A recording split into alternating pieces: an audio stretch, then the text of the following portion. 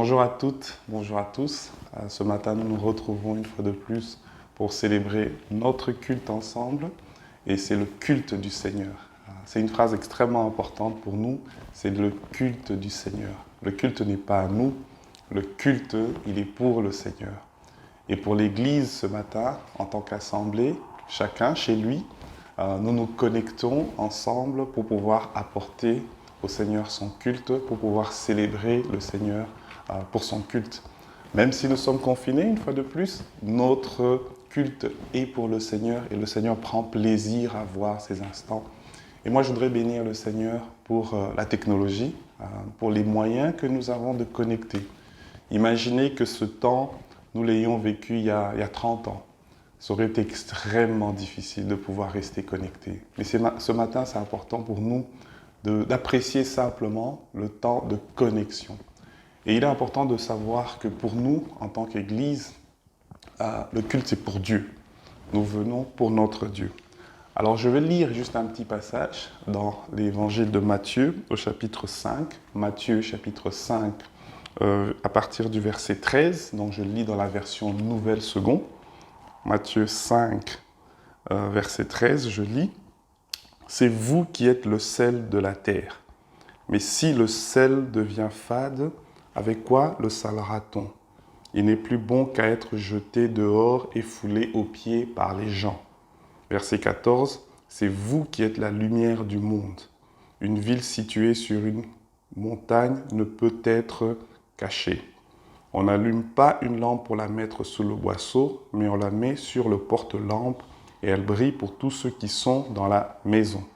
Que votre lumière brille ainsi devant les gens, afin qu'ils voient vos belles œuvres et glorifient votre Père qui est dans les cieux. » Ce matin, la proclamation que je voudrais dire, c'est « Nous sommes le sel de la terre, nous sommes la lumière du monde. » Tu es le sel de la terre, tu es la lumière du monde. Je suis le sel de la terre, je suis la lumière du monde. Et Dieu nous voit comme ça. Et pour nous, ce matin, ce temps de connexion avec notre Dieu, c'est un temps où le sel reprend de la saveur. C'est un temps où notre lumière est encore ravivée par notre Dieu. Nous sommes le sel de la terre, nous sommes la lumière du monde, même en ce temps de pandémie. Et peu importe la saison, nous sommes le sel de la terre, nous sommes la lumière du monde. Et nous voulons célébrer le Seigneur ensemble. Nous avons un programme complet avec un temps de louange. Nous allons voir aussi des témoignages de comment Dieu nous positionne comme le sel et la lumière du monde et avoir un temps de prédication avec une prédicatrice ce matin. Et c'est un privilège de savoir ce que Dieu va faire. Et on va aussi avoir notre Sainte Seine pour continuer à communier. Donc je vais prendre le temps de prier et on va continuer notre culte. Seigneur, ta parole dit que nous sommes le sel de la terre et la lumière du monde. Et nous confessons, ta parole, elle est vraie. Et ce matin, nous voulons laisser le Saint-Esprit faire son œuvre dans nos vies et dans nos cœurs. Alors que nous t'apportons ce culte, Seigneur, nous prions pour que tu prennes plaisir à ce culte. Que ce culte réjouisse ton cœur parce qu'il est à toi, notre Dieu. Merci pour les imperfections que tu peaufines encore dans nos vies, dans nos caractères et dans nos maisons, Seigneur. Nous prions ce matin et nous te donnons l'autorité, le droit de toucher nos cœurs, Seigneur. Même si nous ne sommes pas au même endroit, Saint-Esprit, je prie pour que tu fasses ton œuvre. Touche des cœurs, touche des vies, Seigneur. Et si jamais une personne n'est pas de l'Assemblée, voit ce culte, je prie pour cette personne, Seigneur, pour que tu la visites de manière puissante, de manière surnaturelle. Seigneur, fais ton œuvre au milieu de ton Église ce matin et fais ton œuvre simplement dans le monde. Merci notre Dieu. Et l'Église de Christ dit Amen. Voilà, nous allons poursuivre avec un temps de louange qui sera conduit par David et par Anaïs. Et nous voulons simplement entrer dans la présence de notre Dieu et le célébrer. Alors tu es chez toi, dans ta maison, n'hésite pas, c'est le temps du culte. Tu peux danser autour de la table. Tu peux chanter faux, il n'y a personne qui va te dire, si peut-être les enfants, qui va te dire que tu chantes faux, ce n'est pas un problème. C'est le temps de connexion à notre Dieu et nous voulons le laisser prendre toute sa place et que la joie de Christ remplisse ce temps de culte, que la joie de Christ remplisse nos cœurs et nos vies en dépit des situations, que la joie de Jésus remplisse nos vies. C'est ma bénédiction pour chacun d'entre nous ce matin. Alors on célèbre le Seigneur, notre Dieu ensemble. Amen. Bonjour à tous, merci Jean-Pierre. Nous allons commencer sans plus tarder à louer notre Seigneur avec ce premier chant.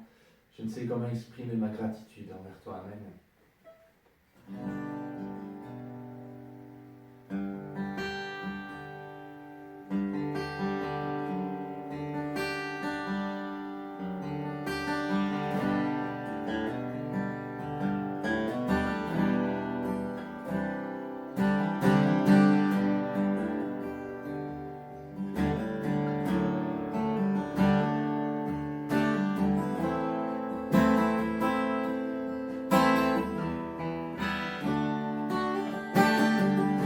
Je ne sais comment exprimer ma gratitude envers toi qui m'as aimé passionnément.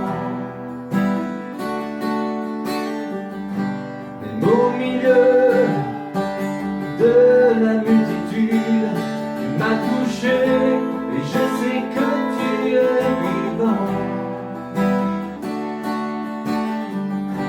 Rien ne pourra me séparer de toi, car je connais la réalité de ma foi. Pardonne-moi l'incrédulité, je viens vers toi, car je désire la liberté. Oh, oh, permets-moi de t'exprimer tout mon amour. Accorde-moi d'aimer mon Dieu et mon roi. Permets-moi de t'exprimer tout mon amour. Accorde-moi de t'aimer comme il se doit. Il y a des jours où je me sens si loin, la confusion me fait perdre la direction. Mais soudain j'entends l'écho de ta voix, l'appel divin qui me ramène à la maison. Oh, oh, permets-moi de t'exprimer tout mon amour. Accorde-moi de t'aimer, mon Dieu et mon roi. Permets-moi de t'exprimer tout mon amour. Accorde-moi de t'aimer comme il se doit. Permets-moi de t'exprimer tout mon amour. Accorde-moi de t'aimer, mon Dieu et mon roi. Permets-moi de t'exprimer tout mon amour. Accorde-moi de t'aimer comme il se doit. Accorde-moi de t'aimer comme il se doit. Accorde-moi de t'aimer comme il se doit. Accorde-moi de t'aimer comme il se doit.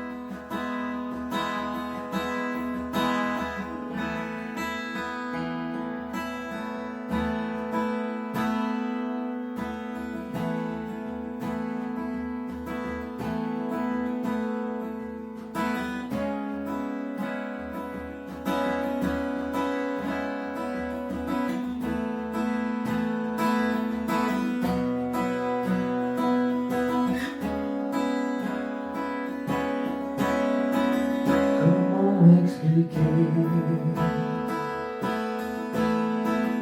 et comment décrire un amour si grand, si puissant que rien ne peut le contenir. Tu sais mes espoirs, Seigneur, tu sais mes craintes, et mes mots sont bien trop petits pour lire tout l'amour que j'ai pour toi. Alors entends mon cœur, mon esprit qui te loue, entends le chant d'amour d'un enfant racheté. Je prendrai mes fermes mots pour te dire quel Dieu merveilleux tu es. Mais je ne pourrai pas te dire combien je t'aime, alors entends mon cœur. Si tout comme la pluie, les mots pouvaient couler, et si j'avais l'éternité, je ne pourrais pas l'exprimer. Mais dans les battements de mon cœur, tu entendras toujours.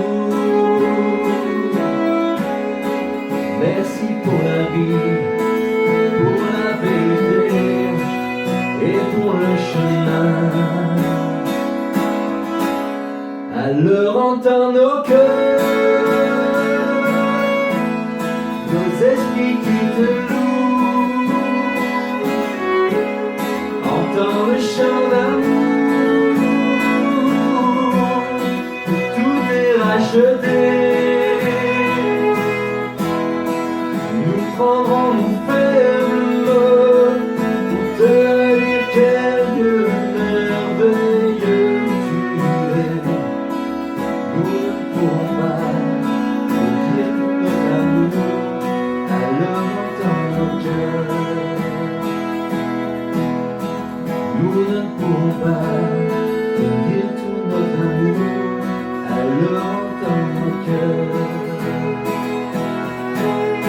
Alors entends nos cœurs, nos esprits qui te louent, entends le chant d'amour,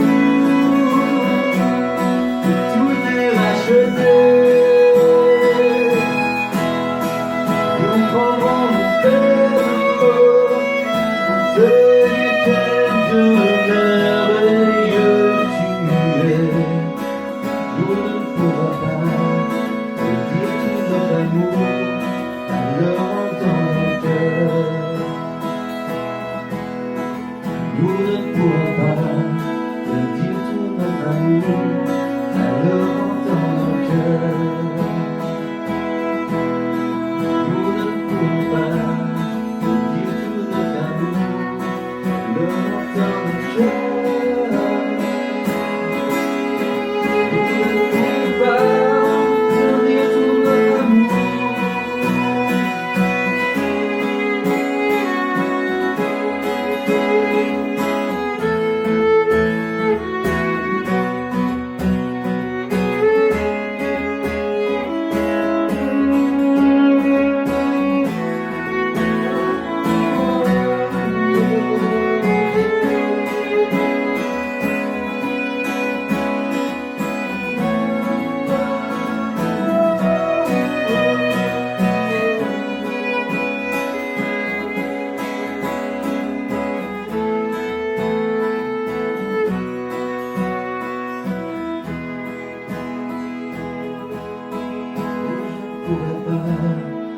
dire combien je t'aime, alors entends mon cœur.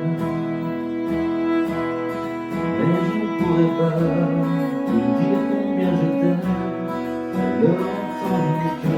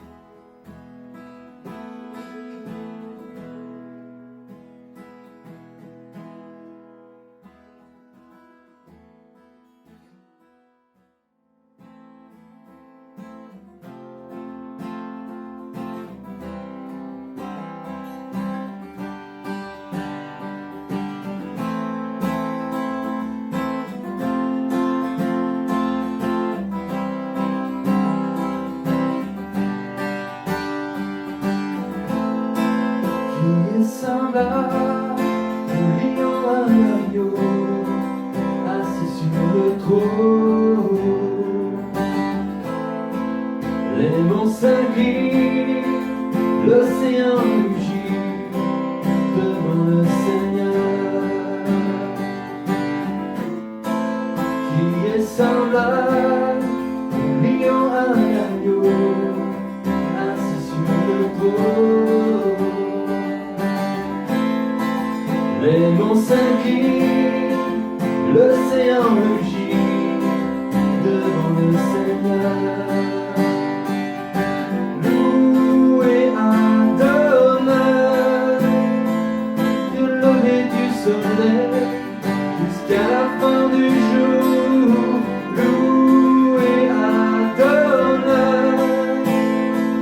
toutes les nations du monde, les hommes, tous les saints.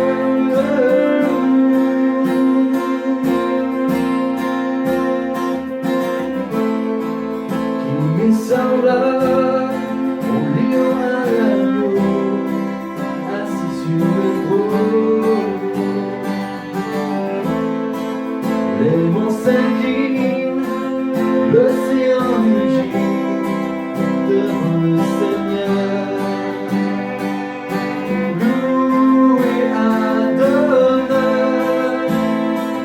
du lever du soleil jusqu'à la fin du jour.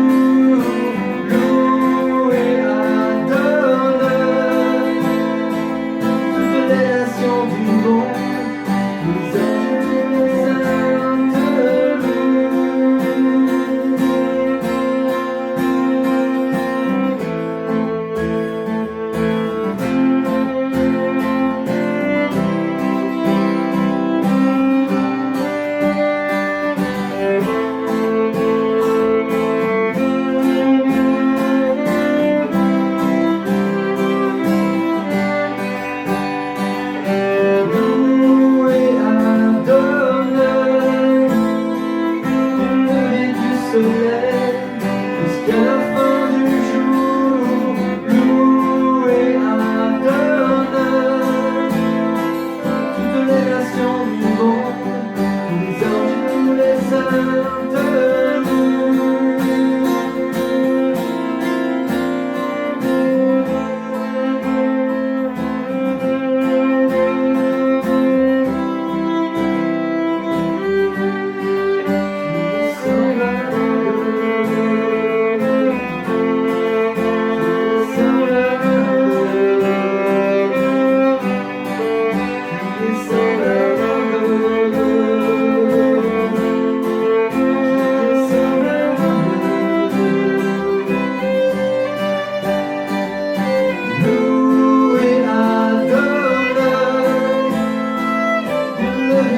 soleil jusqu'à la fin du jour. Louez Adonai, toutes les nations du monde, tous les anges et tous les saints. Louez Adonai, du lever du soleil jusqu'à la fin du jour. Louez Adonai, les nations du monde, les anges, tous les saints te louent.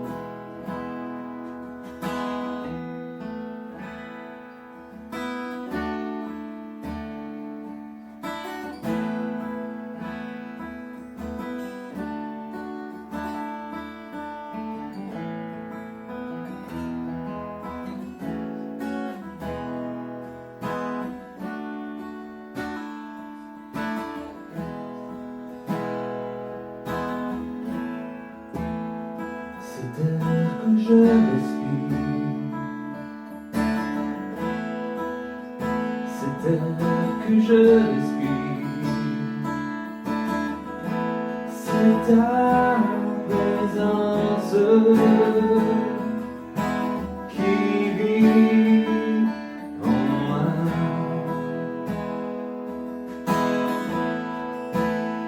Ce bain jour après jour, ce bain jour après jour, c'est ta parole donnée pour moi. C'est elle que je respire, c'est elle que je respire, c'est elle que je respire, c'est ta présence qui vit en moi.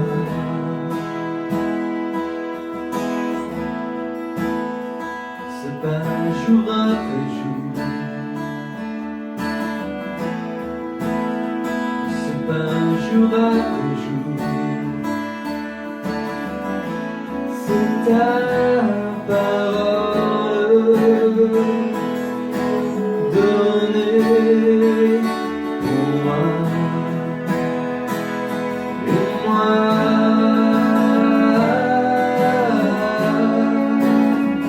j'ai tant besoin de toi. Et moi,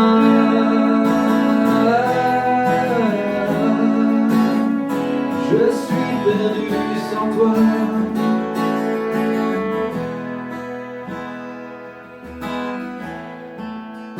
C'est d'air que je respire, c'est d'air que je respire, c'est ta présence qui vit en moi.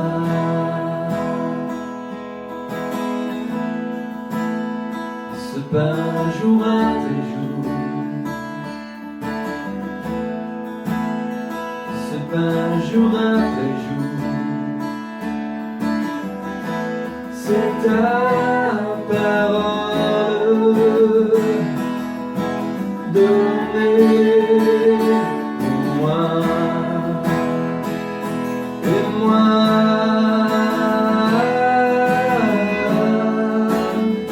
j'ai tant besoin de toi. Et moi,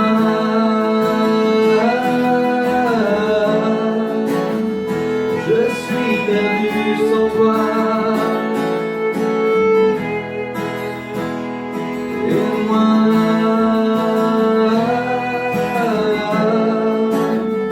j'ai tant besoin de toi. Et moi,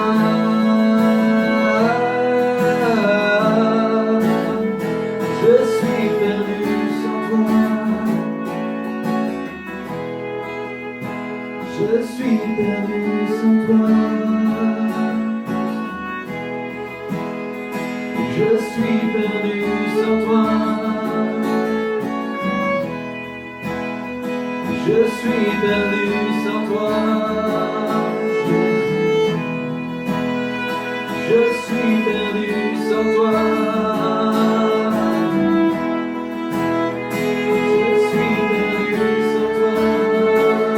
Jésus. Je suis perdu sans toi.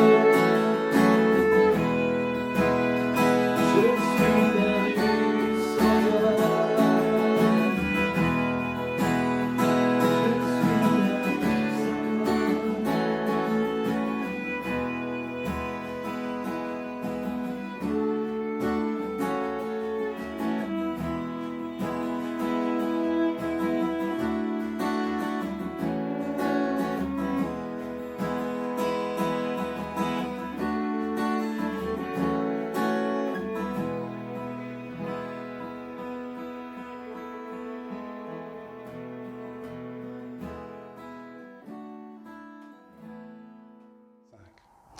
Merci encore à David et Anaïs ce matin pour le temps de la louange, pour le Saint-Esprit qui les a conduits et qui nous permet d'aller encore plus loin dans notre culte.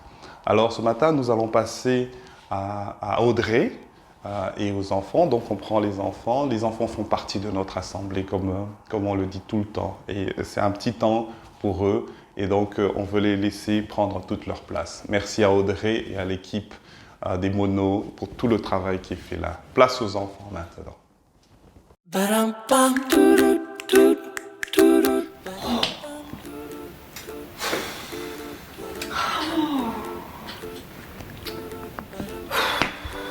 n'est pas possible, ça m'énerve. Ah bonjour, tu es là. J'essaye de charger une vidéo et regarde, ça me fait ça. Le chargement est en progression. Mais c'est tellement lent, ça m'énerve. Enfin, je sais quel est mon problème, hein. Je suppose que tu le sais aussi. Mon problème, c'est la connexion. Oui, j'ai une mauvaise connexion. Si j'avais une bonne connexion, ça irait bien plus vite. Mais j'ai une mauvaise connexion. Ça me fait penser à une histoire de la Bible. On la trouve dans 1 Thessaloniciens, c'est dans le Nouveau Testament.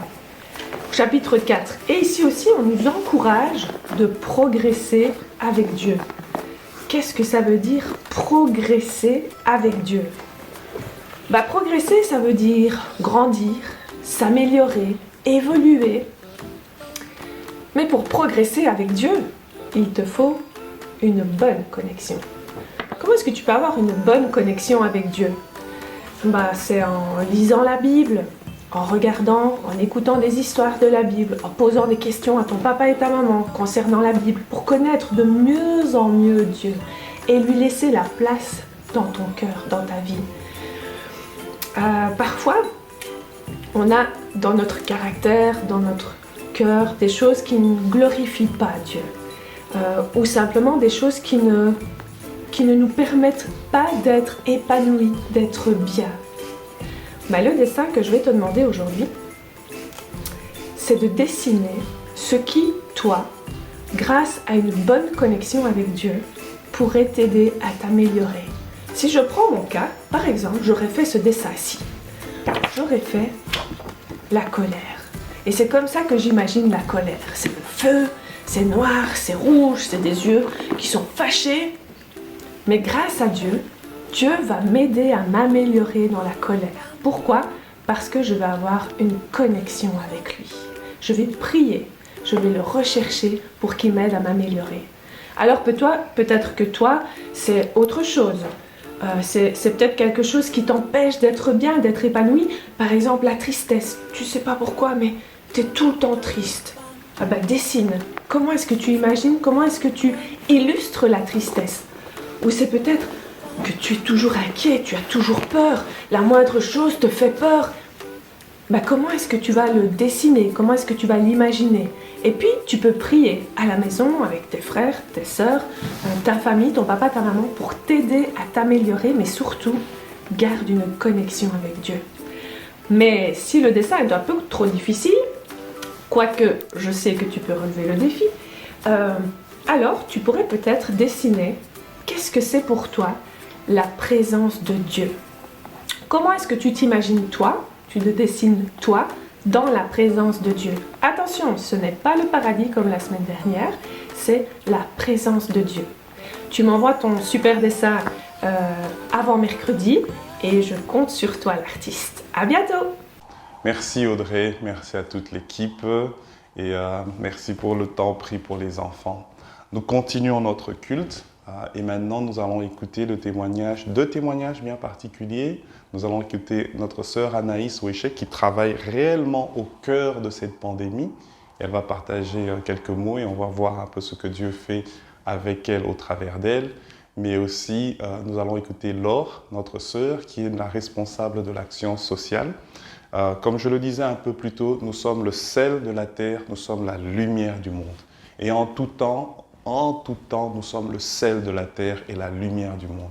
Là où Dieu nous positionne, Dieu nous y met de manière stratégique. Dieu est stratégique. Quand il te positionne à un endroit, c'est parce qu'il sait et il veut que tu sois le sel de la terre, que tu sois la lumière du monde. Dans ton quartier, peu importe, sel de la terre, lumière du monde, on écoute ce que Dieu fait avec Anaïs et avec notre sœur Laure. Merci Seigneur.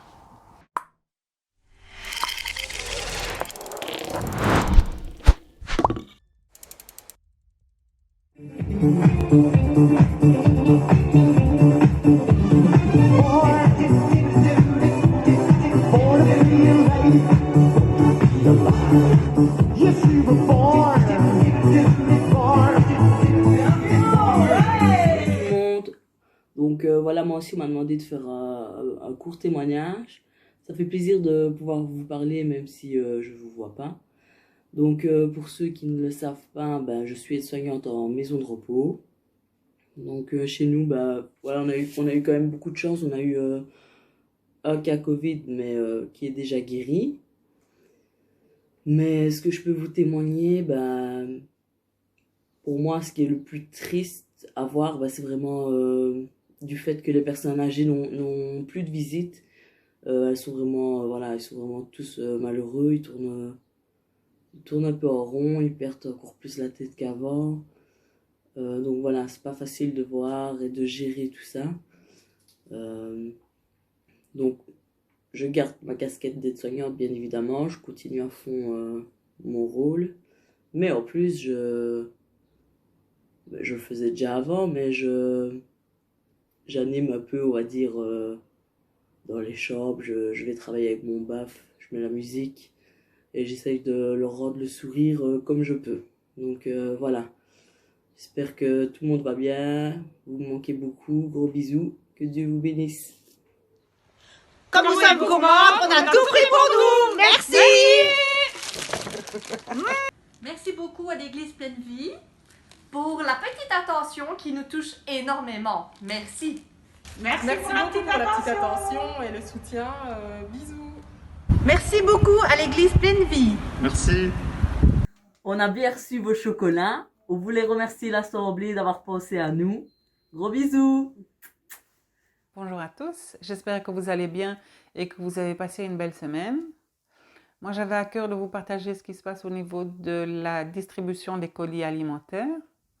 Donc, ça fait maintenant plus de 3 ans que nous collaborons avec Deleuze et que tous les samedis, nous allons chercher les invendus au niveau du Deleuze de Serein et de Hamay.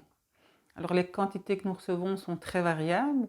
Parfois, nous recevons beaucoup et puis parfois très peu. Mais grâce à la récolte de vivres que nous faisons chaque année au sein de notre Église et les achats que nous faisons pour le social, nous pouvons aider une 20aine de familles par semaine.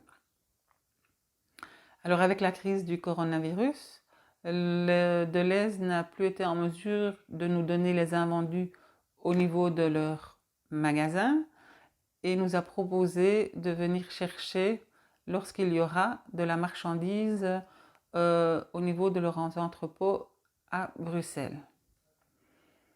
Donc, merci Eric pour avoir été lundi à Bruxelles chercher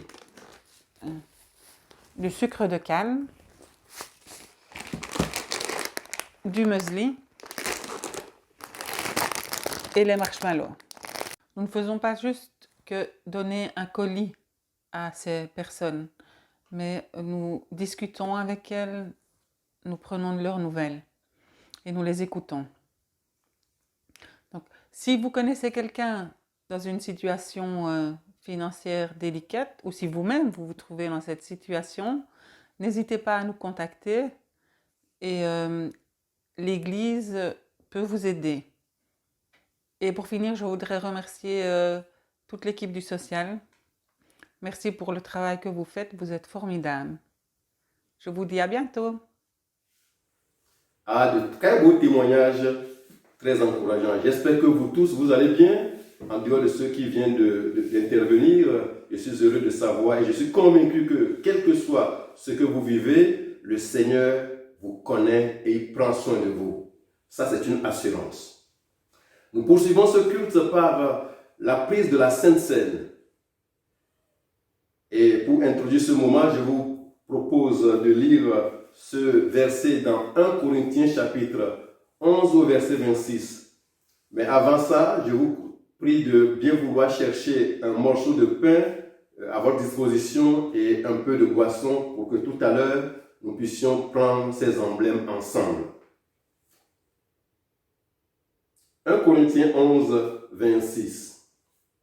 En effet, toutes les fois que vous mangez ce pain et que vous buvez cette coupe, vous annoncez la mort du Seigneur jusqu'à ce qu'il vienne. Alléluia! Vous annoncez la mort du Seigneur jusqu'à ce qu'il vienne. Nous prenons ces emblèmes en obéissance à cette recommandation de notre Seigneur, mais c'est pour annoncer la mort du Seigneur. Mais pourquoi annoncer la mort du Seigneur qui a déjà eu lieu? Mais en réalité, c'est nous souvenir que nous avons été rachetés au prix de son corps brisé et de son sang versé. Mais ce qui est encore plus enthousiasmant dans ce verset, c'est qu'il est écrit que nous le ferons toutes les fois que nous nous réunissons jusqu'à ce qu'il vienne. Alléluia! Jusqu'à ce qu'il vienne. Cela signifie que nous ne commémorons pas juste un événement passé et perdu, mais chaque fois que nous prenons le pain et le vin, amen, chaque fois que nous prenons le pain et le vin, nous faisons un prélude. Nous décomptons les jours jusqu'à ce que notre Seigneur Jésus vienne nous chercher. Nous ne célébrons pas juste un événement passé, mais nous lançons un événement futur qui nous attend. Amen. Un événement glorieux. Que le nom du Seigneur soit béni pour le prix qu'il a vraiment payé pour nos vies, mais aussi pour la destinée qu'il nous réserve avec lui. Je vais juste prier pour le pain et le vin, et ensuite nous les prendrons ensemble à la gloire de notre Dieu pour ce qu'il a fait. Seigneur Jésus, je brise ce pain à l'image de ton corps brisé pour nous. Je le brise et je communie avec mes frères et sœurs ici et ailleurs, comme tu nous l'as demandé. Et par ce moyen, nous reconnaissons que nous n'avons pas été rachetés au hasard, mais c'est au prix de ton corps meurtri. Mais par ce pain que nous prenons, nous reconnaissons que nous avons été sauvés par toi. Mais nous nous projetons aussi vers le retour glorieux qui nous attend. Alléluia. À toi l'honneur. Bénis mes frères et sœurs alors que nous prenons ton corps ensemble. Amen.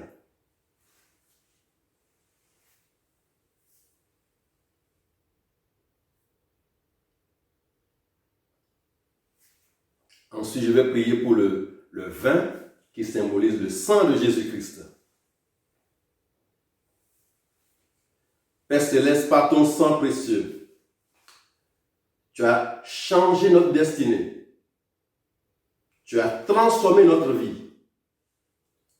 D'une vie sans espérance, nous sommes désormais des êtres mis à part, non pas par nos forces, non pas par nos qualités humaines, mais par ton prix, par le prix de ton sang.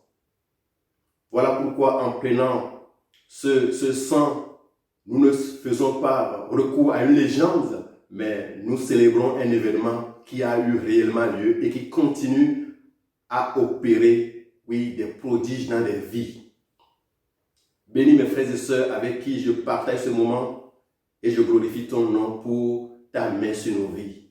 À toi ce soit la gloire, dans le nom de Jésus-Christ. Amen. Et prenons ensemble ce vin qui symbolise le sang de Jésus-Christ, frères et sœurs.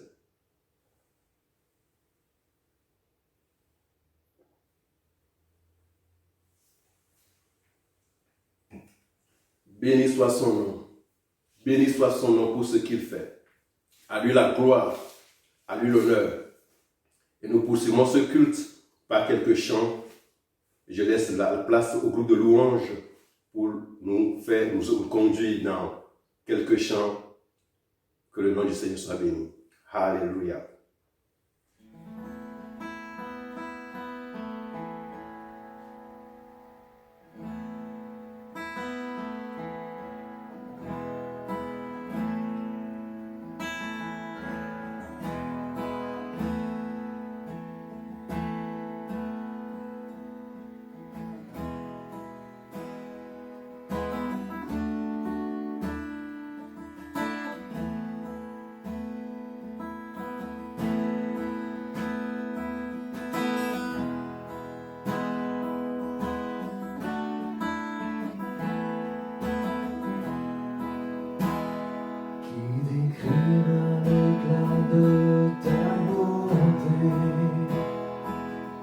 trop belle pour mon amour.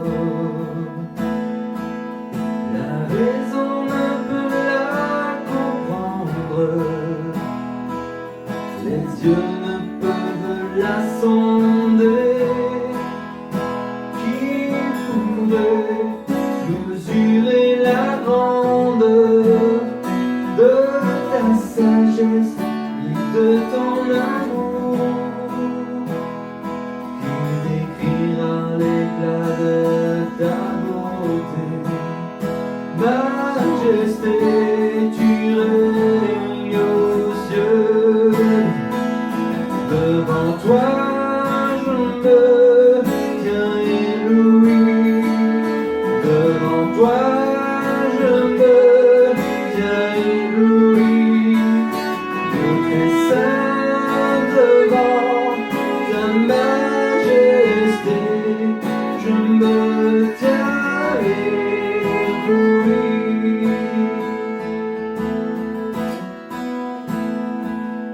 Décrira l'éclat de ta beauté,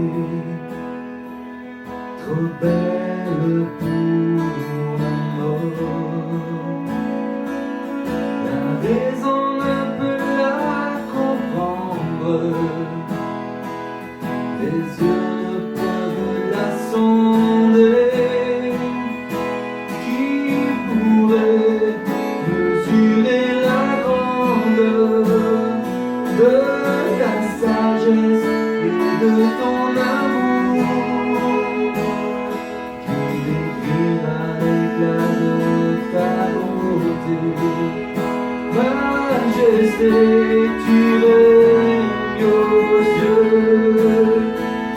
Devant toi je me tiens ébloui. Devant toi je me tiens ébloui. Je fais saint devant ta majesté. Je me tiens ébloui. Devant toi je me tiens ébloui. Devant toi je me tiens ébloui. Je fais saint devant ta majesté. Je me tiens ébloui. Je me tiens ébloui. Je me tiens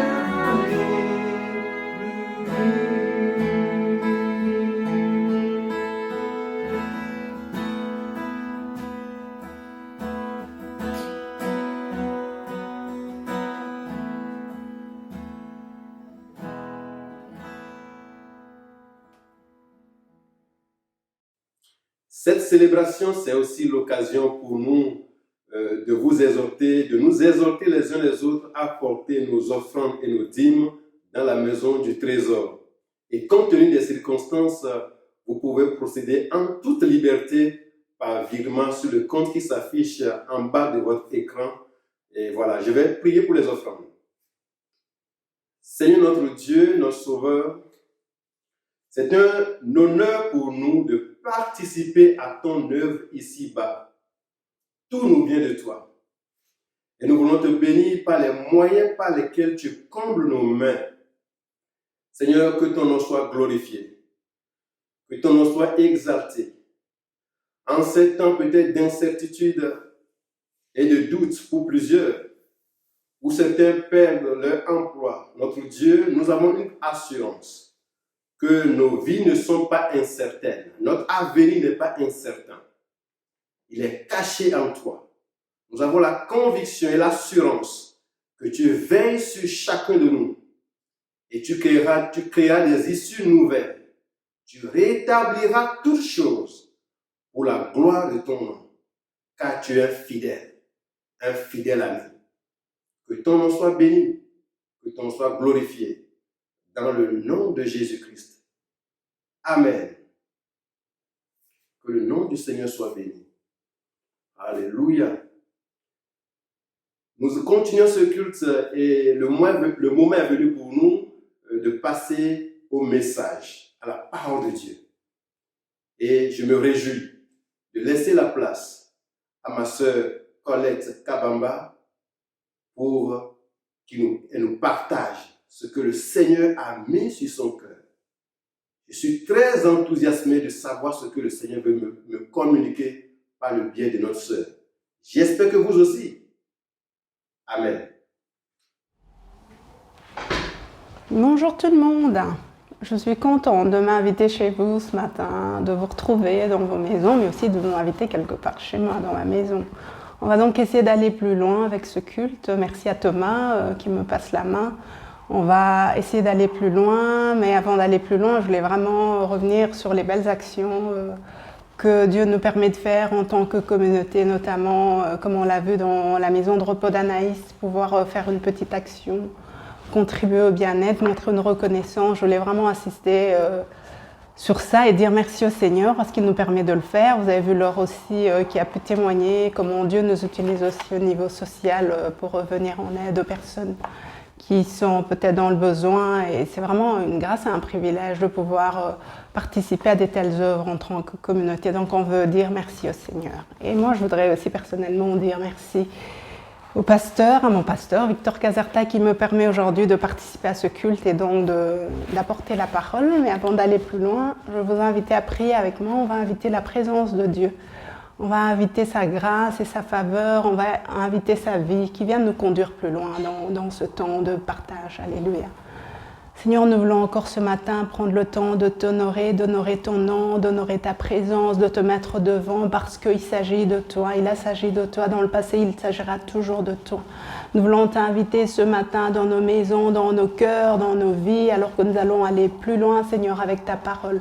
Nous voulons t'inviter à être le centre. Nous voulons t'inviter à mettre l'accent sur toi. Nous voulons t'inviter à tout faire pâlir, Seigneur, et à mettre l'accent sur ta parole parce qu'elle est puissante, parce qu'elle est vie, parce qu'elle est lumière, parce qu'elle elle fait une différence dans nos vies. Nous voulons lui laisser toute la place. Prends ta place au travers de ton esprit, Seigneur, que tout ce qui est humain, charnel de l'homme s'efface et que vraiment tu prennes le dessus, que tu prennes contrôle, que tu prennes commande, que l'intelligence de l'homme, les pensées, les souhaits, les désirs humains disparaissent et que Christ paraisse dans toute sa gloire. Merci de venir te glorifier encore ce matin au milieu de nous. Je veux vraiment bénir l'Église, Seigneur, qui te reçoit. Je veux bénir les maisons des gens qui écoutent. Je veux aussi bénir toutes les personnes peut-être qui ne font pas partie de l'Église, qui nous écoutent en ce moment, qui nous font une place, Seigneur. Tu leur fais du bien parce que tu les aimes et nous voulons vraiment honorer ton nom par nos vies. Prends ta place, bénis ces moments, bénis ta parole dans le nom de Jésus. Amen. Donc voilà, j'ai la charge, donc, comme vous me voyez, d'apporter la parole ce matin. C'est une lourde responsabilité et je voudrais vraiment que Dieu m'accorde la grâce de faire les choses correctement comme il voudrait que cela soit fait, mais surtout que vous puissiez recevoir sa parole.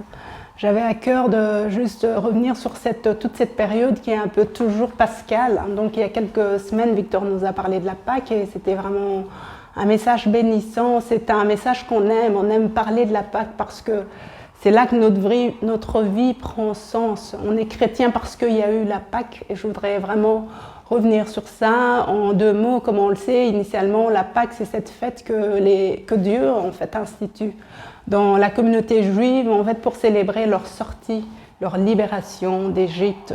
Et on se souvient que dans cette tradition, ou même quand ils l'ont faite pour la première fois, il s'agissait vraiment de faire un sacrifice d'agneau, tuer un agneau ou un animal et asperger le sang de cet animal sur la porte, notamment chez les Hébreux, chez les Juifs, pour que quand l'Égypte serait jugée, que Dieu n'entre pas donc, chez les Juifs. Et donc cette tradition, cette fête a été célébrée après cet événement. Ça a été comme une tradition israélite où chaque année ils devaient célébrer cette fête et où ils mangeaient du pain en fait sans levain et ils faisaient ce sacrifice animalier. Ils ont perpétré ça. Puis on voit que Christ vient. on voit que Christ vient et il instaure une nouvelle Pâque. Ça devient une nouvelle alliance et ici le sacrifice prend un tout autre sens. Parce qu'on voit maintenant Christ s'offrir lui-même en sacrifice, aller à la croix. Et ça devient un sacrifice perpétuel parce que nous aujourd'hui on est entrés dans cette alliance qui était entre Dieu et les Israélites. Un peu, beaucoup, non, surtout parce que Christ est allé à la croix. Il nous a permis à tous maintenant d'appartenir à cette famille d'enfants de Dieu sauvés, rachetés. On fait partie du peuple de Dieu parce que Christ est allé à la croix, parce qu'il y a eu cette Pâque. Et donc mon thème ce matin, c'est progresser dans la grâce. Progresser dans la grâce.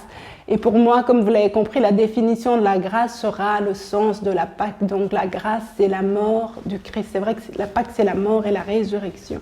Après la mort, il y a une victoire sur la mort. Mais ce matin, je veux vraiment insister sur cette œuvre de la croix, sur ce que Christ est allé faire à la croix pour que nous soyons rachetés. Et on se souvient qu'il y a quelque temps, Jean-Pierre parlait de ce trône de grâce, c'est toujours dans ce même sens-là en fait. Toujours dans le même sens de ce qui a été accompli et qui nous permet aujourd'hui d'être ce que nous sommes. Je vais lire un passage qui nous permet un peu de comprendre le sens biblique de tout ce que Christ a accompli, donc après l'ancienne Pâque. Il y a déjà ce passage dans Luc, je pense que c'est Luc 22, où Christ, à l'occasion de la Pâque, célèbre la scène avec ses disciples. Et il leur explique que désormais, le pain sans le vin qu'il prenait avant, ce sera ce pain qu'il offre, ce sera donc son corps, et puis le vin, ce sera son sang. Et donc, il instaure cette nouvelle tradition de la scène que nous devons célébrer, un peu toujours en lien avec sa mort et donc la Pâque. On a vu que pendant ce culte, on a pu célébrer encore, ou célébrer, prendre, commémorer encore cette mort du Christ à la croix. Et on a pu faire la Sainte Seine, et c'est tout le sens de cette scène en fait. Et donc on va voir que dans cette nouvelle alliance, il y a ce sens de ce repas commémoratif, mais il y a aussi surtout ça. Je vais lire, donc c'est dans Hébreux chapitre 9, je vais lire à partir du verset 11. « Mais le Christ a paru comme grand prêtre des biens qui sont apparus. Il a traversé la tente plus grande et accompli qui n'est pas fabriquée par des mains humaines, c'est-à-dire qui n'est pas de cette création. Il est entré une fois pour toutes dans le sanctuaire, non pas avec du sang de bouc ou de taurion, mais avec son propre sang. C'est ainsi qu'il a obtenu une rédemption éternelle. En effet, si le sang de bouc et de taureau ou la cendre d'une génisse qu'on répand sur ceux qui ont été souillés consacre de manière à purifier la chair, combien plus grand le sang de Christ qui, par l'Esprit éternel, s'est offert lui-même à Dieu, sans défaut, purifiera-t-il notre conscience des œuvres mortes pour que nous rendions un culte au Dieu vivant. Voilà pourquoi il est le médiateur d'une alliance nouvelle, une mort ayant eu lieu pour la rédemption des transgressions commises sous la première alliance. Ceux qui sont appelés peuvent recevoir l'héritage éternel qui a été promis. » Donc, on voit ici le sens de la nouvelle alliance au travers de ce passage et notamment de ce verset vraiment 15 qui explique voilà pourquoi il est le médiateur d'une alliance nouvelle. Une mort a eu lieu pour la rédemption des transgressions commises sous la première alliance. Ceux qui sont appelés peuvent recevoir l'héritage éternel qui a été promis. Pour dire ça de manière un peu plus simple, on parle en fait du fait que Christ est allé à la croix. Il est venu, Christ c'est Dieu lui-même, venu dans toute son humilité, se mettre à notre niveau et prendre part à la vie humaine alors qu'il est de loin supérieur à notre nature humaine. Dieu est tellement grand et il s'est vraiment abaissé jusqu'à nous pour venir, aller jusqu'à la croix. Mais il avait un objectif par sa mort à la croix, c'était la rédemption de l'humanité, c'était racheter l'humanité. Et donc mon point maintenant c'est ça, c'est d'introduire tout le monde, même si on le sait, mais de le dire, de mettre l'emphase sur ça. On vit une période particulière et c'est une grâce de pouvoir exister aujourd'hui. C'est une grâce de pouvoir vivre cette période qui est la période de la grâce en fait. On va voir que l'alliance d'avant c'était l'alliance de la loi, mais avec la mort du Christ, on entre dans une nouvelle alliance. Il introduit en fait, il initie une nouvelle alliance qui est l'alliance de la grâce. L'alliance de la grâce, c'est l'alliance de l'abondance, c'est l'alliance de la faveur. Je dis l'abondance parce que désormais tout est accessible dans cette nouvelle saison de grâce. Tout est accessible, même si ce n'est pas visible avec nos yeux humains, mais tout est accessible. On a accès à Dieu, on a accès à Dieu. Rien que par la Pâque, on pourrait expliquer toute la Bible, en fait, la séparation initiale de l'homme avec Dieu parce que Adam et Ève avaient péché et Dieu... l'homme est déchu de la présence de Dieu, il est séparé de Dieu, il s'éloigne de Dieu, il vit dans le péché et désormais on voit que Christ est venu faire une œuvre. L'œuvre de Christ, c'est la réconciliation de l'homme, de l'humanité avec Dieu. Désormais, Christ nous donne la possibilité de retourner à notre Créateur, d'aller vers Dieu. Et donc je prends le temps de vraiment pouvoir l'annoncer aujourd'hui. Si peut-être vous tombez sur cette vidéo sans avoir connaissance de cette œuvre de Christ à la croix, je veux l'annoncer aujourd'hui. Le fait de comprendre ça, de l'accepter dans sa vie peut juste donner un plan différent, complètement différent à notre vie. Reconnaître l'œuvre de Christ et accepter la réconciliation qu'il propose. On voit que Christ cherche l'homme, il le cherche en permanence. C'est pour ça que Jésus est venu jusque sur la terre. Après cette séparation de l'homme avec Dieu, on voit que Dieu a tellement le souci de l'homme qui prend son Fils, il envoie son Fils. Christ vient lui-même marcher sur terre, rappeler l'homme à lui, rappeler la créature à son Créateur. Et c'est un peu ça, aujourd'hui, ce matin, que je veux annoncer, qui est dans la Bible, on le voit, Jean 3,16. Dieu a tant aimé le monde qu'il a donné son Fils. Il y a un appel du cœur de Dieu. Il y a un appel du cœur de Dieu vers l'homme, vers l'humanité. Le prophète Ésaïe, je pense que c'est Ésaïe ou Jérémie qui pouvait dire « Cherchez Dieu pendant qu'il se trouve ». Je pense que c'est Ésaïe 55 qui dit « Cherchez Dieu pendant qu'il se trouve ». Non, c'est Jérémie, pardon, je dis n'importe quoi. Jérémie 29, 13. « Cherchez, vous me chercherez et vous me trouverez si vous me cherchez de tout votre cœur ». On vit une période où Dieu est accessible. Pour ceux qui veulent le chercher, Dieu est accessible.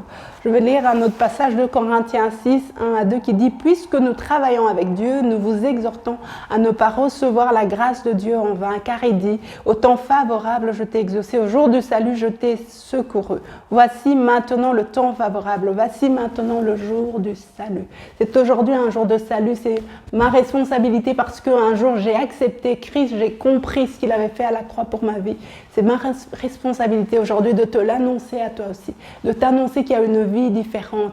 C'est vrai qu'aujourd'hui, le monde veut vivre sa propre vie. On voit que l'humanité rejette Dieu, l'humanité cherche ses propres solutions, mais en permanence, Dieu nous montre que nous avons besoin de lui dans nos vies. Nous avons besoin de lui.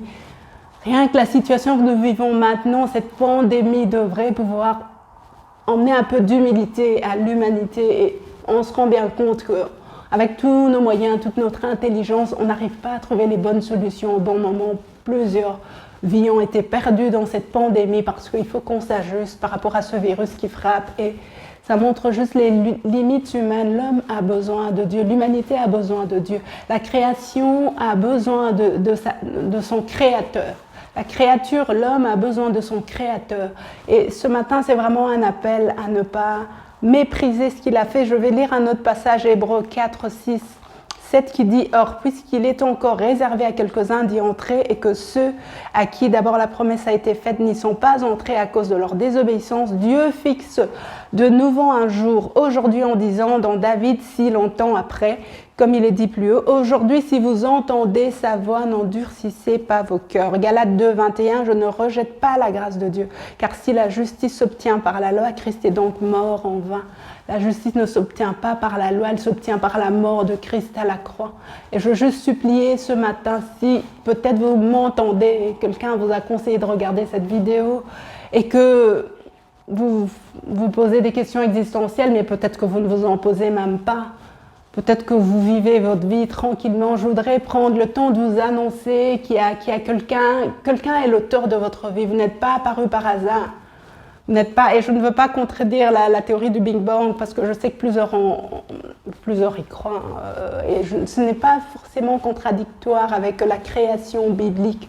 Nous croyons que tout est venu, la vie est née de Dieu, la vie vient de Dieu. Même les scientifiques ont reconnu les limites de la création telle qu'on l'entendait, que tout est apparu juste comme c'est apparu une explosion cosmique. Les scientifiques reconnaissent que cette théorie a des limites. Vous pouvez faire des recherches et le voir. Il y a un sens Il y a une raison pour laquelle vous avez été créé. Il y a une raison pour laquelle Dieu vous a mis là. C'est Dieu qui vous a créé. Vous n'êtes pas là par hasard. Vous n'êtes pas venu juste parce que vos parents ont décidé de concevoir un enfant. Vous êtes venu parce qu'il y avait un plan derrière votre apparition sur Terre. Il y avait un objectif, il y avait un but, il y a quelque chose de plus grand que juste le fait d'être là. Il y a un créateur qui a créé la créature. Et aujourd'hui, je veux juste vous supplier de tout mon cœur, ne méprisez pas l'œuvre de la croix. Ça demande de l'humilité. Ne méprisez pas l'œuvre de la croix. L'homme ne contrôle pas tout. L'homme ne comprend pas tout.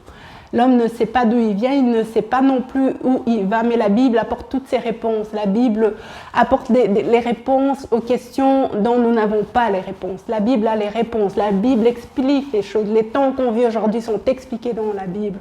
Si l'homme pouvait arrêter de mépriser la parole de Dieu, de mépriser le sens de l'œuvre du Christ à la croix, et c'est mon appel à toi aujourd'hui, c'est mon appel à toi ce matin, ne pas mépriser ce que Christ a fait. L'humanité ne peut pas vivre en insouciance permanente par rapport à l'œuvre du Christ. La vérité, c'est que tu as un créateur. Je le répète, tu as un créateur. Tu n'es pas venu de par toi-même. Et mon appel ce matin, c'est vraiment saisis la grâce. Je voudrais t'encourager à saisir sa grâce. Ne méprise pas l'œuvre que le Christ a fait à la croix pour toi. Saisis sa main, saisis sa grâce. Et donc, je vais revenir à mon thème. Ce n'était pas un égarement, mais je pense que pour parler bien parler de la progression, si vous me regardez, pour parler du fait de progresser dans la grâce, il faudrait d'abord saisir la grâce. Pour ceux qui n'ont, si on n'a pas la grâce, on ne peut pas progresser dans la grâce, c'est assez logique. Et donc, si vous estimez que vous n'avez pas encore cette grâce, saisissez-la ce matin, saisissez-la. Et à la fin, je prendrai le temps de prier, peut-être de vous expliquer comment on saisit la grâce, on entre dans cette nouvelle naissance. La nouvelle naissance, c'est le fait de reconnaître ce que Christ a accompli à la croix et de se dire, je veux entrer dans cette faveur, dans cette grâce, parce que tout est accessible.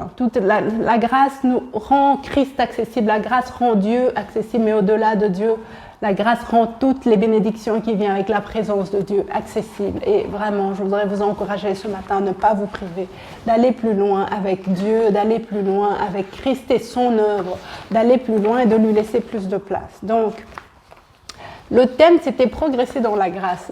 J'en viens à la suite, donc. Pour vous maintenant qui êtes enfant de Dieu ou pour vous qui venez nouvellement de saisir cette grâce, je l'espère de tout mon cœur, vous entrez donc dans cette nouvelle alliance et il y a des points que Dieu voudrait qu'on mette en place dans notre vie et en fait progresser dans la grâce, si vous comprenez la grâce comme je l'ai expliqué là, qui passe par la mort et la résurrection du Christ, donc accepter son sacrifice, c'est ça pour moi la grâce, c'est réaliser ce temps de grâce, en fait cette saison de grâce dans laquelle on évolue actuellement. Si vous avez fait toutes ces choses, maintenant on va essayer de voir comment progresser dans la grâce, dans cette grâce. On a accepté Christ, il est là, maintenant comment est-ce qu'on va progresser? Cette progression, en gros, ce que ça veut dire, cette phrase progresser dans la grâce, ça veut dire bâtir Christ en nous. C'est ça l'objectif, pouvoir bâtir Christ en nous. Une fois qu'on l'a reçu, qu'on l'a accepté, maintenant, on ne doit pas en rester à ça, on va chercher à le bâtir, à le construire en nous. Et j'ai pris un passage des Épîtres, en fait, qui est une lettre que Paul écrivait aux Thessaloniciens. C'est dans 1 Thessaloniciens 4.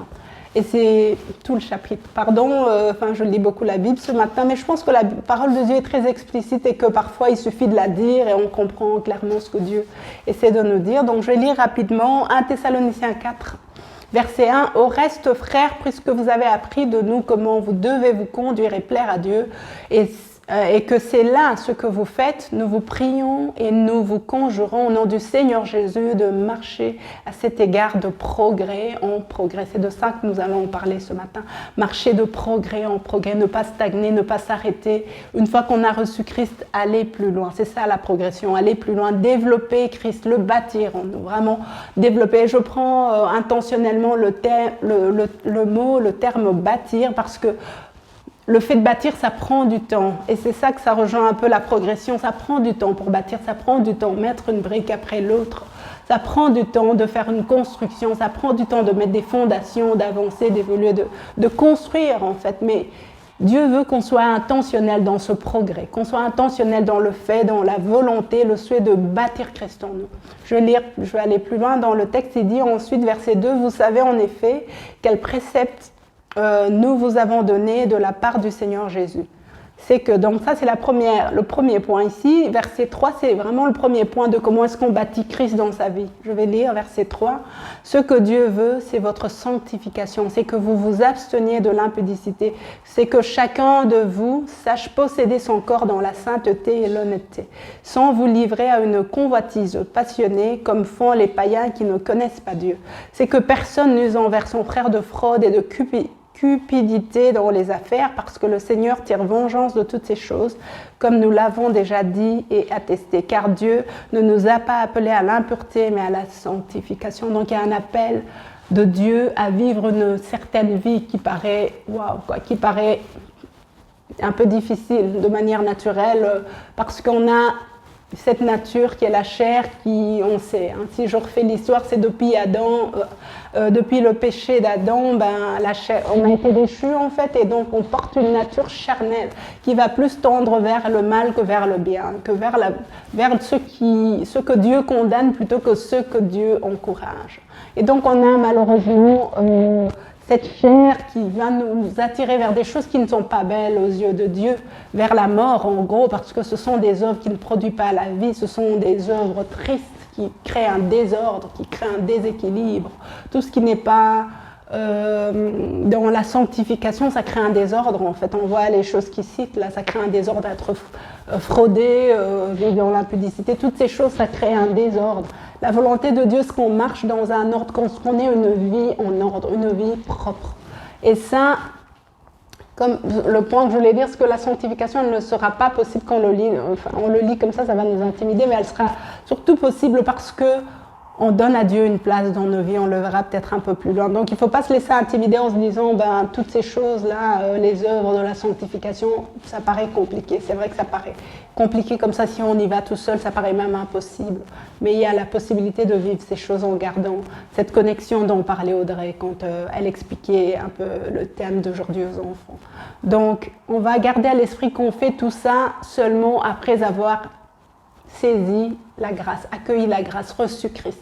Et c'est maintenant Christ qui va commencer à faire l'œuvre en nous. Bâtir Christ, ça veut dire aussi, parce que le sens dans la rédemption, il y a la régénération, il y a la semence de cette petite graine de vie en nous, qui maintenant est appelée à être arrosée pour grandir. Quand on annonçait l'évangile tout à l'heure, on disait comment l'humanité rejette Dieu. L'humanité rejette Dieu parce que l'humanité a choisi de nourrir un autre géant. L'humanité a choisi de nourrir l'incrédulité, de nourrir l'hostilité à Dieu, le mépris par rapport à la parole de Dieu. Et voilà, donc on a construit à côté de ça un monstre, parce que quand ce qu'on arrose grandit, quand on entretient quelque chose, ça grandit. Et aujourd'hui, le monde nourrit l'incrédulité, le monde nourrit l'athéisme et toute cette théorie. C'est vraiment des choses qui rejettent Dieu, ils veulent en permanence opposer Dieu à la science et à la connaissance, alors que ces choses sont complètement rejointes. Dieu est dans la science, Dieu est dans l'intelligence, il nous a créé à son image, il est l'auteur de ces choses, il est lui-même intelligent, il nous a fait à son image. Et tout ça est parfaitement concilié, en harmonie avec la Bible et la parole de Dieu, mais aujourd'hui, il y a cette pensée que la Bible, elle est terre à terre, elle ne fait pas beaucoup de sens par rapport à la connaissance, alors que ça n'a rien à voir. Plusieurs scientifiques aujourd'hui reconnaissent que Dieu est Dieu. Pour en citer un fameux, on pourrait citer Pascal d'ailleurs, il était scientifique et chrétien. Il y a des scientifiques qui reconnaissent à Dieu une place. Et donc quand on reconnaît à Dieu une place et qu'on lui donne cette place, après seulement il peut faire une œuvre de sanctification en nous. Donc au travers de ce verset 1 Thessaloniciens 4, on voit comment on peut arriver à bâtir Christ dans nos vies. Premièrement par la sanctification. On va aller plus loin dans le passage, donc verset 8, il dit...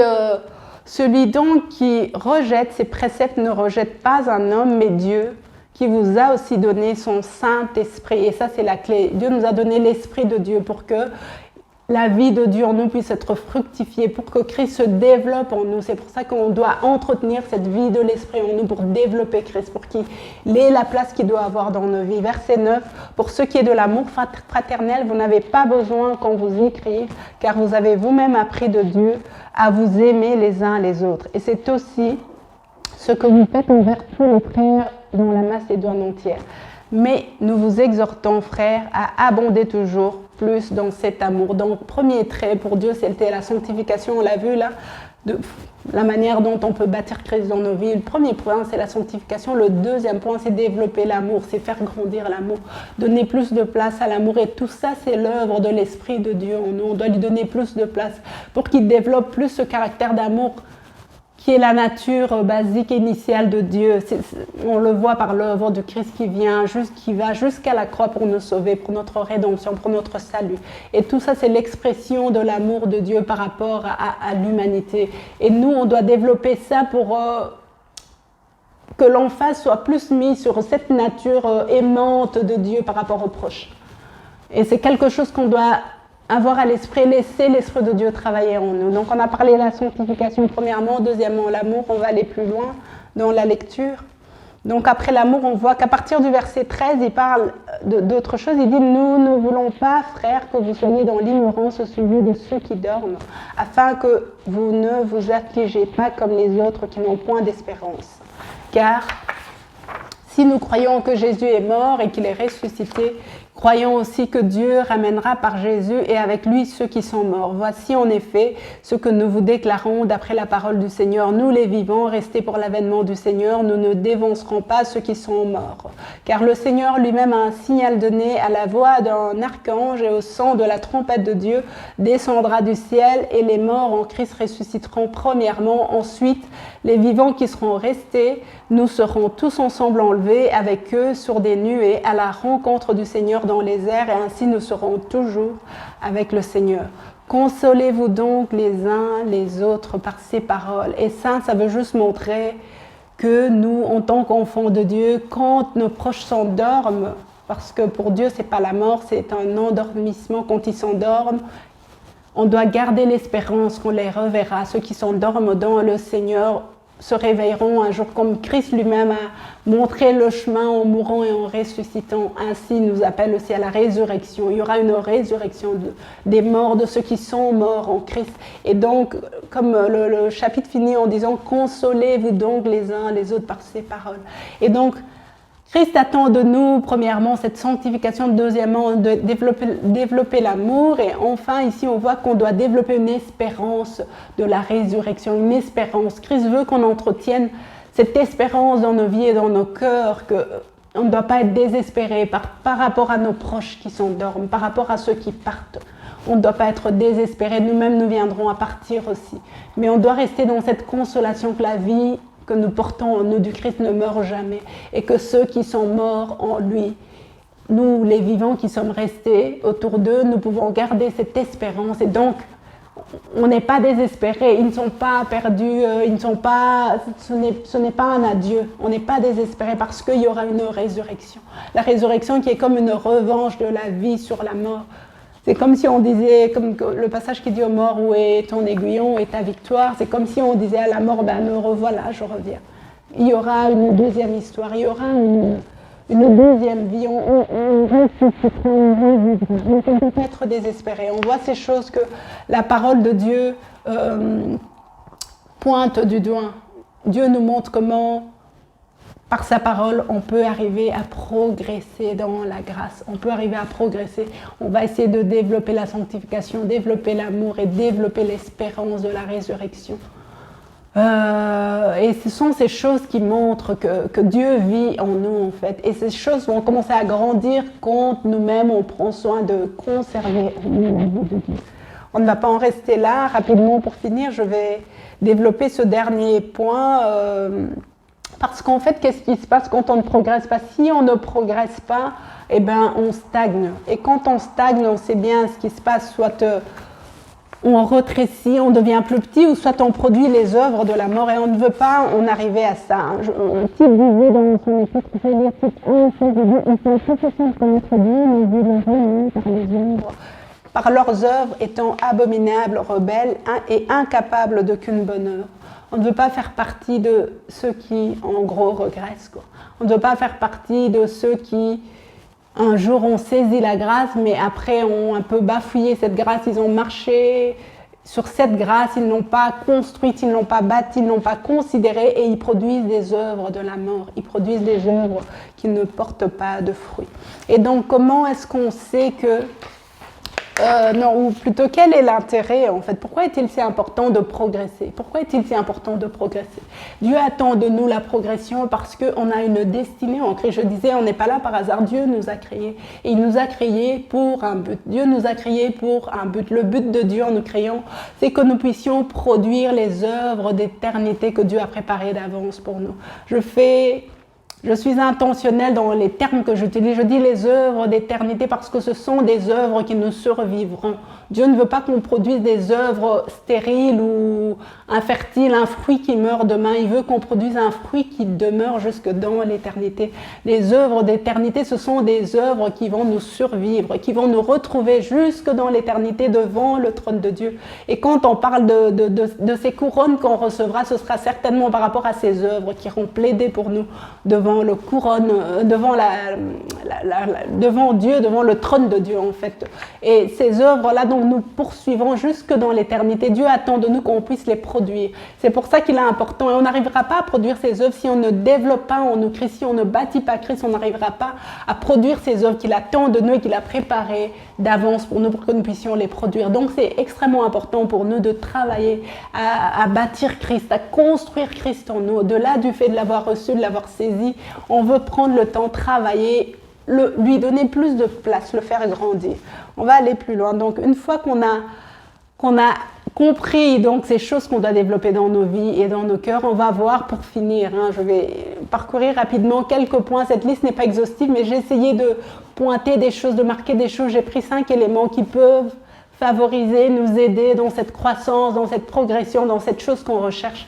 Et on va voir qu'on peut progresser en installant vraiment, en bâtissant Christ en nous. Donc, premier point que j'ai arrêté pour nous aider, un peu pour nous dire, allez, je me donne, quand on a un objectif, on se donne des points pour arriver à l'objectif. Et c'est un peu ça qu'on va essayer de faire, noter des points qui vont nous permettre d'aller jusqu'au bout de ce qu'on essaie de faire. Donc, je vais voir mon premier point. Qu'est-ce qui peut vraiment nous aider? Premièrement, quand on veut développer la sanctification, on veut développer l'amour, on veut développer cette consolation, on veut développer cet esprit, ce cœur consolé par l'Esprit de Dieu, qu'est-ce qu'on va faire? On va d'abord, premièrement, savoir et accepter que c'est possible. Ça a l'air bête, mais on va dire, on ne va pas procrastiner. Dès aujourd'hui, on va se dire, c'est tout à fait possible. Et à partir d'aujourd'hui, je vais me dire, est-ce que je peux mener une vie de sanctification? Est-ce que je peux arriver à mourir à moi et à mes désirs? Est-ce que je peux arriver à plaire à Dieu, développer ce cœur d'amour et de pardon et de grâce et de compassion que Dieu attend de moi? Est-ce que je peux arriver à recevoir la consolation que Dieu veut me donner aujourd'hui? On va commencer par se dire que c'est possible. C'est mon premier point donc, que j'ai arrêté. Et le fait de se dire que c'est possible, en fait, active en nous la foi. Ça active en nous la foi et ça va nous permettre d'aller plus loin. Et le fait cette phrase, c'est possible, elle ne vient pas de moi, elle est dans la Bible. Il est écrit, rien n'est impossible à Dieu. Et j'ai marqué que, en fait, les corollaires de ce pas en fait, où on va se dire que c'est possible, c'est que ça ne peut pas venir on ne peut pas juste se dire comme ça physiquement c'est possible, parce que je vais prendre un exemple, les gens qui prennent des résolutions au début d'année, ils se disent je vais faire telle chose, ils se disent aussi que c'est possible, mais souvent ils n'y arrivent pas. Ici quand on dit c'est possible, il y a toute une autre dimension qui accompagne cette phrase, qui sont comme des corollaires qu'on doit intégrer dans nos vies, et ça c'est vraiment la base. On le dit, on l'a dit, on le redit. On doit développer une vie de prière et une vie de lecture et de méditation de la parole de Dieu. C'est la parole qui produit en nous la vie. C'est la parole qui produit en nous les œuvres de Dieu. C'est la parole qui nous rend capables de ressembler à Christ en fait. Et quand je dis la parole, c'est parce que la parole vient avec tout. Dans la parole, il y a l'Esprit, dans la parole, il y a Jésus, dans la parole, il y a la grâce, dans la parole, il y a la consolation, il y a le pardon, il y a absolument tout ce dont on a besoin. Il y a la connaissance. Parce que la connaissance affranchit. Rien que ce que je suis en train de vous dire maintenant, normalement, ça emmène déjà un degré de liberté, parce que c'est la connaissance qui nous rend libres. La vraie délivrance, je pense qu'elle ne vient pas de la prière, elle vient d'abord du fait de savoir que Christ peut faire ça dans nos vies. Et quand on reçoit cette parole, ben, ça active une foi qui fait que l'impossible devienne possible. Et on doit se dire que c'est possible de vivre une vie sanctifiée. Si Paul a écrit ces choses, c'est pas parce qu'il s'est dit je vais les écrire comme ça, c'est parce qu'il y avait des gens à son époque qui vivaient ces choses. Et il y a des gens encore aujourd'hui qui vivent dans la sanctification. Il y a des chrétiens qui avancent dans cette allée de la sanctification. Si tu as du mal à développer cette vie, ne te culpabilise pas aujourd'hui, mais dis-toi juste que c'est possible, commence à bien faire les choses, ne procrastine pas, dis-toi aujourd'hui je me lève et je prends ma vie en charge, j'ai saisi Christ, je saisis la grâce encore aujourd'hui qui me donne de bien faire. Chaque jour est un jour de grâce, aujourd'hui est un nouveau jour de grâce, donc saisis cette grâce à nouveau. Je vais aller plus loin. Donc mon deuxième point, c'est il faut être visionnaire. Après donc, peut-être dit que c'est possible et te dire je dois bâtir une vie de prière et de consécration, une vie où j'apprends à méditer, à intégrer, faire asseoir la parole de Dieu en moi. Après, je passe à la prochaine étape. Tu dois être visionnaire pour ta vie. Souvent, l'oisiveté, la distraction vient du fait qu'on n'a pas de vision dans sa vie. On n'a pas de vision, on avance un peu comme sans objectif.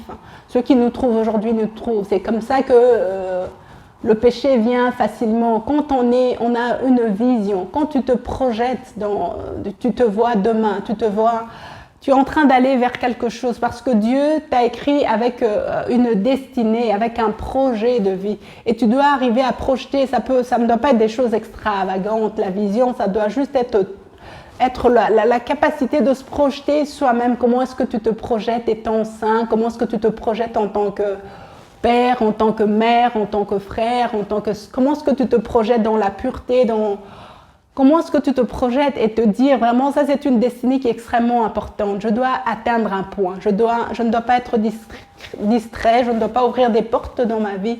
Dieu a un objectif avec ma vie, Dieu m'appelle à quelque chose et c'est ça la vision. Tu dois avoir une vision claire de ta vie et c'est ta vision qui va te conduire à poser les actes que tu poses. J'ai une vision par rapport à là où je suis parce que j'ai une vision très claire de ma vie. Et j'essaie de donner à mes enfants une vision de leur vie, pour leur donner un but, pour leur donner un objectif. On voit quelques passages qui donnent une idée de la vision dans la Bible. 1 Corinthiens 9, 24 à 27, Philippiens 3, 14. 1 Corinthiens 9, 24 à 27 parle du fait de courir de manière à remporter le prix. Ça, par exemple, ça c'est vraiment l'exemple d'un visionnaire. Tu sais ce que tu veux, alors tu te traites en fonction de ce que tu veux, en fonction du prix. Tu veux arriver au but, alors tu prends des décisions qui correspondent au but que tu te donnes. Donc tu emmènes une certaine discipline, il y a des choses qui tombent parce que tu n'as pas besoin de ces choses. Un visionnaire sait très bien ce qu'il veut, il sait aussi très bien ce qu'il ne veut pas.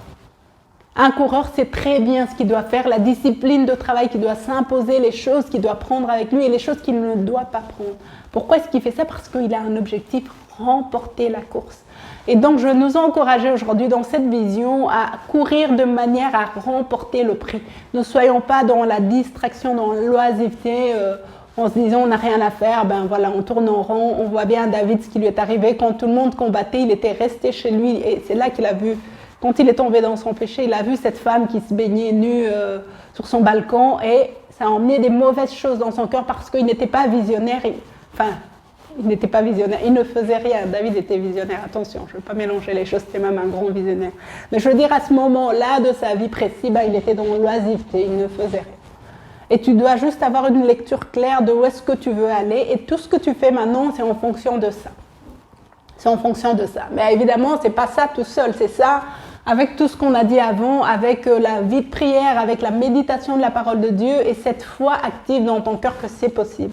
Quand tu as tous ces ingrédients-là, tu es déjà en train de t'entourer des bonnes choses qui vont te permettre de progresser et de croître. Le troisième point que j'ai développé et retenu, c'est le fait d'être offensif. Le fait d'être offensif. Dans 2 Corinthiens 6, 7, il est parlé des armes offensives à un moment. Il est parlé des armes offensives. Le fait d'être offensif, c'est se dire qu'on n'est pas là en train d'attendre qu'une situation vienne pour qu'on commence à se défendre. Mais nous-mêmes, on attaque. L'offense, c'est le fait d'attaquer. Nous-mêmes, on prend les devants, devient offensif. Et Christ était offensif. Christ était offensif. Toute sa vie était un exemple de ce qu'on devrait être. Il prenait les devants, il était préparé. Par rapport à la vision, la mission qu'il avait sur terre, il était préparé. On voit comment il a développé une vie de prière. Il était tout le temps devant, il n'était jamais surpris. Même quand le diable est venu le tenter dans le désert, il voyait déjà, il a vu venir. Et c'est ça l'offense, c'est voir les situations à l'avance. On va parler aussi de Joseph qui a su être offensif, qui a su fuir, qui a su... Oui, peut-être qu'il a été un peu surpris par les choses, mais l'offense, en fait, c'est le fait même de se projeter dans sa tête par rapport à certaines situations qui vont être catastrophiques peut-être, ou des situations de tentation, des situations de péché que toi-même tu vois déjà à l'avance dans ta tête et tu te dis, si je me retrouve dans cette situation, voilà comment je dois réagir. Et ça, c'est se préparer, ça, c'est être offensif. Si tel drame, si aujourd'hui le deuil, la mort de quelque chose me surprend de grave, d'un proche que j'aime vraiment beaucoup, je dois déjà avoir décidé dans mon cœur que je n'abandonnerai pas le Seigneur. C'est une préparation, ça c'est l'offense. Si aujourd'hui le chômage me surprend, que je tombe dans une épreuve horrible, je dois avoir décidé dans mon cœur que je suis déterminée, qu'importe ce qui arrive demain, pouvoir juste arriver à se dire, voilà, à la mort comme à la vie, Christ, je le garde pour toujours. Ça, c'est l'offense, prendre les devants, te mettre en situation. Et te dire que si demain, je vois une tentation qui vient de moi, une situation d'impudicité, j'ai déjà résolu dans mon cœur de faire ça, de faire quelque chose. J'ai déjà gagné dans mon cœur et dans ma vision, dans ma tête, j'ai déjà gagné avant d'être en face de la situation. Ça, c'est l'offense. Ça, c'est une arme offensive qui peut nous permettre de remporter la victoire. J'en viens à mon 4e point, c'est cultiver intentionnellement la mentalité de vainqueur en s'encourageant soi-même dans ses victoires et en célébrant Dieu pour elle. Ça, c'est la culture d'un vainqueur. Ça te donne des forces. Parfois, tu n'as pas besoin que des gens t'applaudissent dehors parce que les gens dehors ne savent pas les victoires ou les combats que tu mènes. Tu dois toi-même, dans le secret, être capable de te dire, là, c'était une tentation de mensonge et j'ai vaincu. Et souvent, c'est dans le secret que toi-même, tu sais, c'est entre Dieu et toi. Dieu t'a vu remporter la victoire et tu t'es vu remporter la victoire et tu te dis, yes, merci Seigneur. Et tu te sens, c'est comme si Dieu t'avait... Tu te sens reboosté, juste, et ça te donne des forces pour continuer le chemin. Donc, voilà, c'était mon 4e point. Cultiver intentionnellement une mentalité de vainqueur et s'encourager soi-même quand on est dans la victoire. On voit les beaux psaumes que David a pu écrire, mais David avait vraiment cet esprit de célébration, Moïse aussi. Hein. On voit quand ils sont sortis d'Israël, les belles paroles... des beaux psaumes qui nous ont écrits, tout simplement les psaumes de victoire, on les voit comment est-ce qu'ils célèbrent Dieu dans leur victoire, mais en même temps c'est une manière de s'encourager, se féliciter soi-même, mais en mettant l'emphase sur Dieu, sur ce qu'il a fait, ce qui nous permet de faire les victoires, qui nous permet de remporter, c'est un peu ça, qui aussi aboutit à un moment à développer un esprit de louange en fait. Donc voilà, c'était mon 4e point, et mon dernier point, donc on doit, pour être dans des circonstances favorables à la progression, on doit vraiment s'engager intentionnellement à ajouter de la valeur à la vie de nos proches, à la vie de ceux qui sont autour de nous, à la vie de notre communauté. On doit avoir des points clairs, de repères qui nous canalisent en fait. Ça nous canalise et ça donne de l'ordre. Je m'engage intentionnellement, en anglais on dit add value. Je m'engage intentionnellement à ajouter de la valeur dans la vie de mes proches les plus directs, mon époux, mes enfants, mes frères et sœurs, mes parents, ma belle famille, des gens avec qui tu interagis direct, mais sur une échelle un peu plus importante, tu les tends à toute ta communauté, à ton église. Tu t'investis, tu t'engages à apporter apporter de la valeur dans une construction plus importante que nous-mêmes. Et ça, c'est aussi, ça fait partie de la vision. En fait, la vision nous emmène à voir des choses plus loin que nous-mêmes et notre personne. Et donc, voilà, parce que tomber dans le péché, c'est une satisfaction de maintenant intenté, c'est le présent. Alors que quand on est dans la vision, le vrai plan de Dieu, on est dans ces œuvres d'éternité que Christ veut produire au travers de nos vies. Et ça nous élève, ça nous donne de la distance, ça nous donne de la hauteur. Ça nous permet de voir les choses autrement. Et là, on se donne une possibilité de produire la vie harmonieuse que Dieu attend de nous. Donc, je voulais vraiment nous encourager par cette petite exhortation.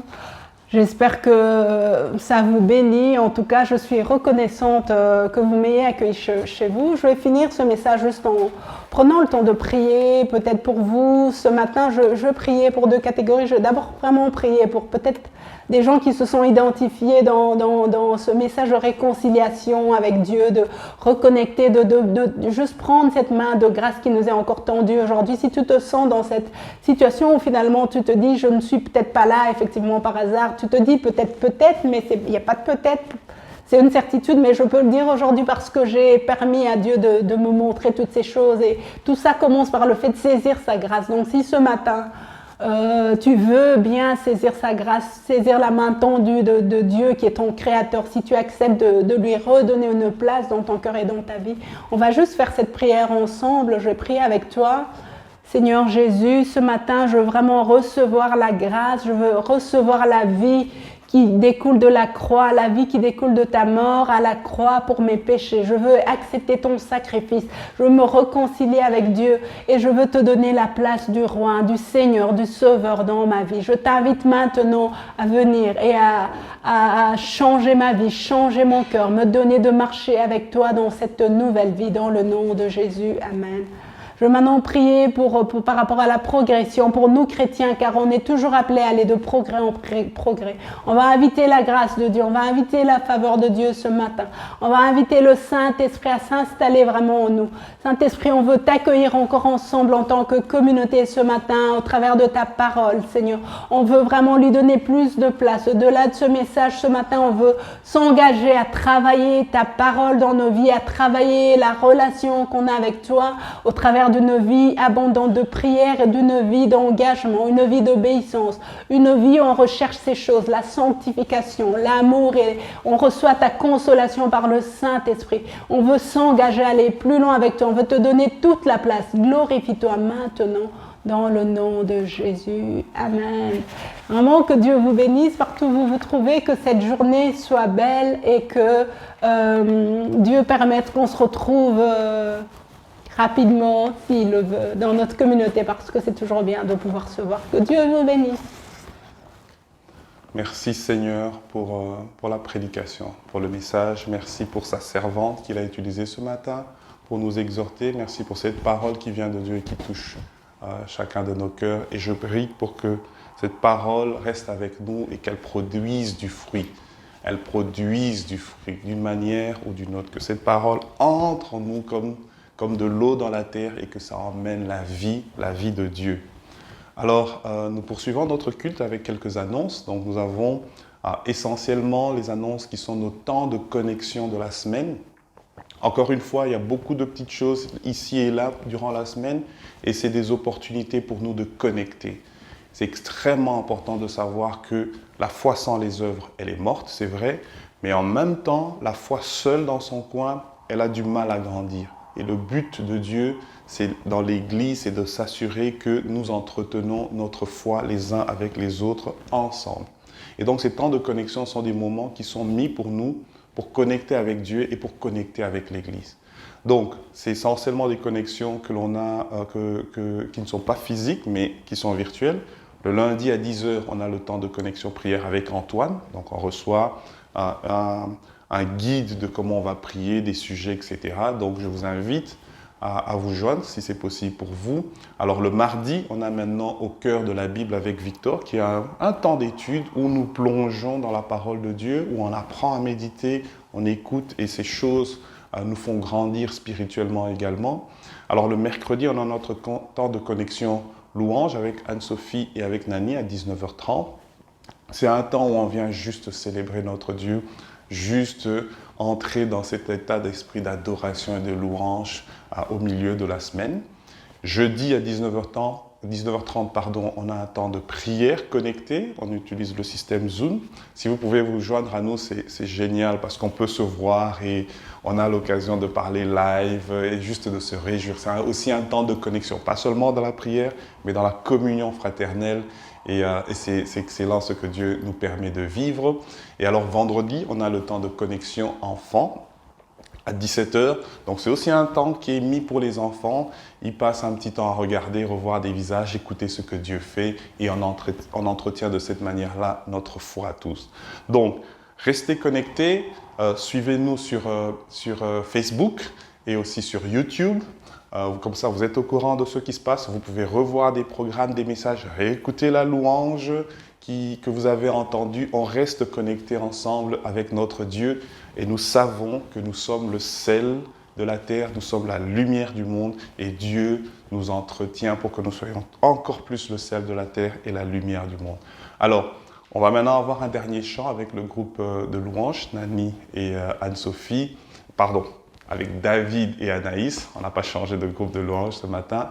Et ensuite, on va clôturer ce culte. Que Dieu vous bénisse déjà, que Dieu bénisse votre semaine, que cette parole vous fortifie. Soyez fortifiés. Notre Dieu est toujours sur le trône. Nous sommes le sel de la terre. Nous sommes la lumière du monde. Merci Seigneur. Amen.